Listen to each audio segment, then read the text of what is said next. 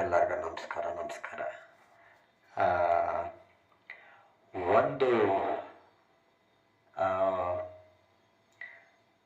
ಈಗ ಹೇಳ್ತೀನಲ್ಲ, ಆ, ಇದೇ ಅಲ್ಟಿಮೇಟ್ ಟ್ರೂತ್ ಅಂತ ಆ, ಹೇಳಿ ಅಲ್ಲಿಗೆ ನಿಲ್ಸೋಕ್ಕಾಗಲ್ಲ. ಯಾಕಂದರೆ ಪ್ರತಿ ಕ್ಷಣನೂ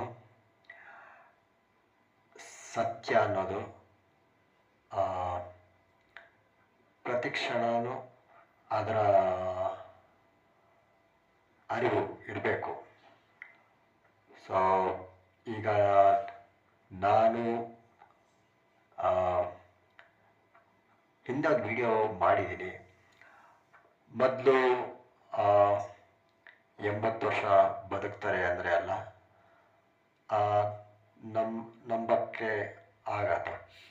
ಮುಂದೆ 50 ವರ್ಷ ಬದುಕ್ತಾರೆ ಅಂತ ಹೇಳಿದ್ರು ಡೌಟ್ ಪಡೋ ಟೈಮ್ ಬರುತ್ತೆ.